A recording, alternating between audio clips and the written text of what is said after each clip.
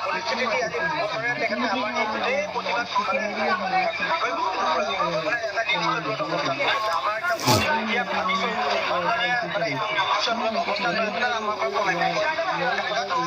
আমাক মানুহে ভাবিব লাগিব যে সেইদিনাখনে কোৱাৰ দৰে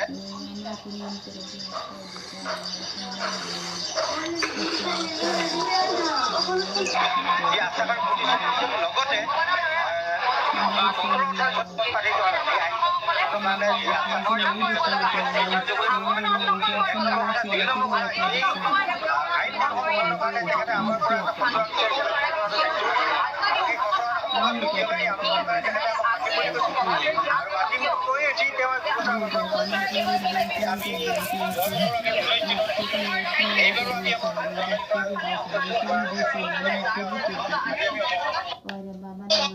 दोस्तों अभी लास्ट ईयर मेरे बहन की शादी हो गई और उसने इतनी सारी डिग्रीज इतनी सारी क्वालिफिकेशंस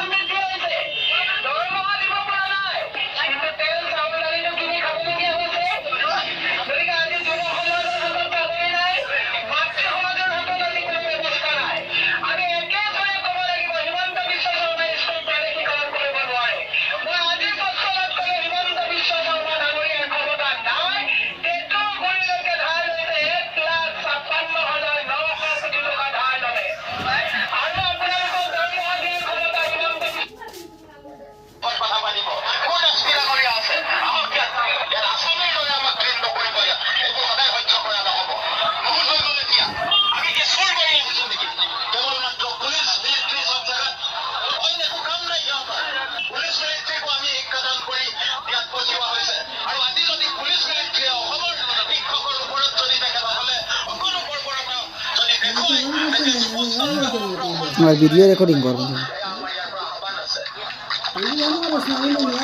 ভিডিও রেকর্ডিং করুন ভিডিও বানাইতেন দেন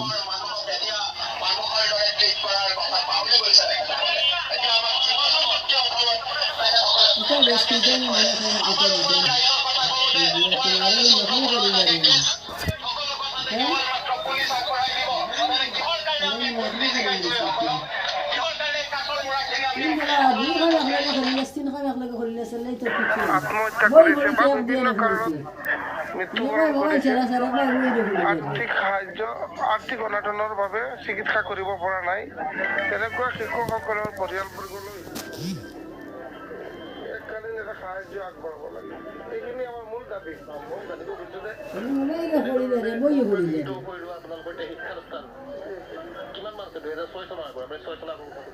বৰ্তমান যিমান আছে, যিখিনি আছে গোটেইখিনি 2006 চনৰ আগৰে, আৰু 2006 চনৰ পিছত কোনো শিক্ষানুষ্ঠান প্ৰতিষ্ঠিত হোৱা নাই। 2319খন 2319খন শিক্ষা অনুষ্ঠান আছে। আৰু তাতে কিমান শিক্ষক বৰ্তমান নিয়োজিত হৈছে যিয়ে 19,527 জন। কিছুমান শিক্ষিত ব্যক্তিৰ অনুৰোধত আমি তেতিয়াই ভেঞ্চাৰ স্কুলত সোমালোঁ। সমাজত কিবা এটা দিম, আমিও কিবা এটা পাম, এনে এটা আশালৈ আমি ডেকা বয়সত এই কৰ্মত সোমালোঁ। আজিলৈকে খাটি আছোঁ। এতিয়া বিদ্যালয়ৰ লগত আমাৰ এনেকুৱা এটা এনেদৰে হৈছে যে আমি বিদ্যালয় এৰি বেলেগ মানে যাব নোৱাৰোঁ। যিখিনি সময় আমাৰ পাঠদান কৰিব লাগে আমি পাঠদান কৰোঁ। বাকীখিনি সময় আমি কোনোবা হাল কৃষি কৰোঁ, কোনোবাই ৰিক্সা চলায়, কোনোবা গাড়ী চলাই আছে, কোনোবাই ড্ৰাইভিং কৰি আছে, কোনোবাই লেবাৰী কৰি আছে। আমাৰ পৰিয়ালটো পোহপাল দিবই লাগিব। সেইখিনি আমি তেনেকৈ দি আছোঁ।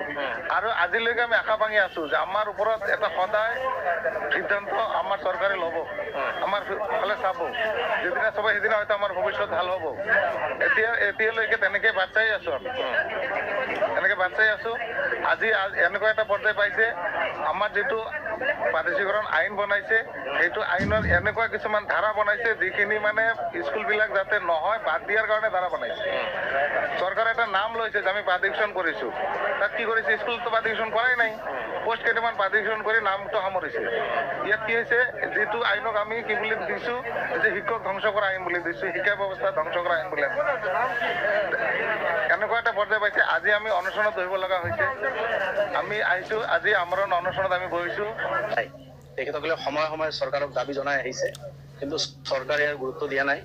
বিধানসভাতো আমি বহুবাৰ এই কথা উত্থাপন কৰি চৰকাৰক আমি দৃষ্টিগোচৰ কৰিছোঁ। যিসকল শিক্ষক বন্ধু আপোনাৰ কোনোবা 20 বছৰ, 25 বছৰ, 22 বছৰ, 28 বছৰ এনেকৈ তেখেতসকলে নিজৰ ঘৰত নিজৰ খাই আহি তেখেতসকলে আমাৰ সমাজৰ ল'ৰা ছোৱালীক তেখেতসকলে পঢ়াই আছে।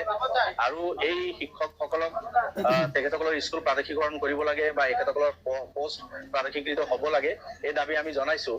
কিন্তু দুৰ্ভাগ্যবশতঃ এই চৰকাৰে এইটো আপোনাৰ যি গুৰুত্ব সহকাৰে বিবেচনা কৰিব লাগিছিল সেইটো কৰা নাই। ৰাজ্যখনৰ কাৰণে এইটো লজ্জাজনক ঘটনা। যি সময়ত বিভিন্ন ধৰণৰ আঁচনি ভোটৰ লগত তেখেতে বিভিন্ন ধৰণৰ পইচা ছটিয়াই আছে, আঁচনি তেখেতে গ্ৰহণ কৰি আছে। মানুহে নিৰ্বিচৰা কিছুমান আঁচনি তেখেতে ভোটৰ স্বাৰ্থত সেইবিলাক কৰি আছে। কিন্তু শিক্ষক বন্ধুসকলে 15 বছৰ 20 বছৰ পেটত গামোচা বান্ধি তেখেতসকলে আমাৰ ল'ৰা ছোৱালীক শিক্ষাদান কৰি আছে। মই নিজে বিধানসভাত কৈছো, বহু বিধায়ক আছে তেখেতসকলে এই ভেঞ্চাৰ স্কুলত পঢ়ি আহি আজি বিধায়ক হৈছে, আজি বিধায়ক বিধানসভাৰ সদস্য হৈছে। কিন্তু সেইসকলে পঢ়ি অহা আজি অনুষ্ঠানসমূহ হোৱা নাই। আমাৰ মাননীয় স্পীকাৰ তেখেতে নিজে ভেঞ্চাৰ স্কুলত একালত চাকৰি কৰিছিল। বহু বিধায়ক আছে এনেকুৱা ধৰণৰ স্কুলত তেখেতসকলে চাকৰি কৰি আহিছে। আমি বহু বিধায়ক আছো এনেকুৱা ধৰণৰ ভেঞ্চাৰ অনুষ্ঠানৰ ছাত্ৰ।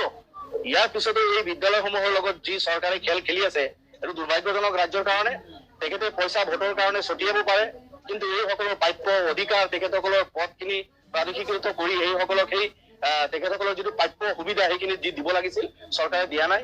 তাৰ কাৰণে মই ভাবো বিধানসভাত বহুবাৰ উত্থাপন কৰিছো, এইবাৰ ডিচেম্বৰত চৰকাৰে বিধানসভাই নাপাতিলে, অধিৱেশনো নাপাতিলে, যে কোৱাৰে থল নাই আমাৰ। তথাপি পলাব নোৱাৰে। ফেব্ৰুৱাৰী মাৰ্চত যিহেতু অধিৱেশন হ'ব, মাৰ্চ মাহত নিশ্চিতভাৱে এখেতসকলৰ এই মনৰ দুখ আৰু এখেতসকলৰ সমস্যাখিনি বিগত দিনৰ দৰে অহা যি বিধানসভা সেশন হ'ব তাতেও সজোৰে উত্থাপন কৰিম। আৰু উত্থাপনটো আমি বাৰবাৰ কৰি আহিছো, কিন্তু চৰকাৰে কিন্তু এইখিনি যি দায়িত্ব আছিল, ৰেছপন্সিবিলিটি আছিল, সেইখিনি পূৰণ কৰা নাই। আৰু যাৰ কাৰণে শিক্ষক বন্ধুসকলে ঠাণ্ডাত আহি আজি চাওক, দুদিন হ'ল তেখেতসকলে 3দিনীয়া কাৰ্যসূচী লৈছে। এই ঠাণ্ডাত মানে ঘৰৰ ভিতৰত থাকিব পৰা নাই। তেখেতসকলে বিদ্যালয় এৰি, তেখেতসকলৰ ইচ্ছা নাই যে বিদ্যালয় এৰি এনেকুৱা ৰাস্তাত আহিব, কিন্তু বাধ্য হৈছে বিদ্যালয় এৰি ৰাস্তাত আহি খোলা আসমানৰ তলত তেখেতসকলে থাকি আন্দোলন কৰিব লগা হৈছে। এইটো ৰাজ্যখনৰ কাৰণে দুৰ্ভাগ্যজনক কথা। মুখ্যমন্ত্ৰী নিজেও এজন শিক্ষিত ব্যক্তি হোৱা স্বত্বেও কিয় তেখেতে এই সব গুৰুত্ব দিয়া নাই, এই কথাটো বুজাব টান। আজি তেখেতে মই কৈ গৈছো যে বহুত স্কুল বন্ধ হৈছে, প্ৰভিন্সিয়েলাইজড হাজাৰ হাজাৰ বিদ্যালয় বন্ধ হৈ আছে। এই বিদ্যালয়সমূহত শিক্ষক নিযুক্তি দিব পৰা নাই, ভেঞ্চাৰ স্কুলখিনি প্ৰভিন্সিয়েলাইজড কৰা নাই। তেখেতে কি কৰিব বিচাৰিছে ৰাজ্যখন? আমাৰ ৰাজ্যৰ জনগণৰ ল'ৰা ছোৱালী কোনফালে তেখেতে লৈ যাব বিচাৰিছে এই কথা কিন্তু তেখেতে স্পষ্ট কৰা দৰকাৰ। বেছি দীঘলীয়া নকৰো, আপোনালোকৰ যোগেদি এই ধৰ্ণস্থলীৰ পৰা মই মুখ্যমন্ত্ৰীক বাৰ্তা দিব বিচাৰিছো, শিক্ষামন্ত্ৰী ডাঙৰীয়াক বাৰ্তা দিব বিচাৰিছো। বিগত দিনবোৰত আপোনালোকক বহুবাৰ দৃষ্টিগোচৰ কৰিছো, ভেঞ্চাৰ স্কুলৰ সমস্যাৰ কথা, শিক্ষক বন্ধুসকলৰ সমস্যাৰ কথা, তেখেতসকলৰ অধিকাৰৰ কথা আপোনালোকক বাৰ বাৰ কোৱা হৈছে। আজিও আপোনালোকৰ যোগেদি শিক্ষামন্ত্ৰী ডাঙৰীয়া, মুখ্যমন্ত্ৰী ডাঙৰীয়াক আপোনালোকৰ যোগেদি জনাইছো, অতি সোনকালে পজিটিভ সিদ্ধান্ত লওক। এই বিদ্যালয়সমূহ বহুবাৰ আপোনালোকে চালি জাৰি চাই আপোনালোকে প্ৰাদেশিকৰণ কৰিব বুলি এখেতসকলক আশ্বাস দিছে, আশ্বাস দি আশ্বাস ভংগ কৰিছে। গতিকে প্ৰতিশ্ৰুতি আপোনালোকে দি প্ৰতিশ্ৰুতি ভংগ কৰা ভাল কথা নহয়। তাৰ কাৰণে এদিন কাঠগড়াত থিয় হ'ব লাগিব আপোনালোকে। আকৌ আপোনালোকৰ যোগেদি জনাইছো যে তেখেতসকলে অতি সোনকালে সিদ্ধান্ত লৈ এই শিক্ষকসকল যাতে নিজৰ শ্ৰেণী কক্ষত যাব পাৰে, তেখেতসকলে যাতে পঢ়াৰ এই সুবিধাখিনি কৰি দিয়ে চৰকাৰে, আপোনালোকৰ যোগেদি আহ্বান জনাইছো। নহলে শিক্ষক বন্ধুসকলেও গণতান্ত্ৰিক পদ্ধতিত যি আন্দোলন আৰম্ভ কৰিছে আমিও তেখেতসকলৰ লগত আছো। বিধানসভাৰ ভিতৰে বাহিৰে শিক্ষকসকলক লৈ আৰু জোৰদাৰভাৱে গণতান্ত্ৰিক আন্দোলন কৰা হ'ব।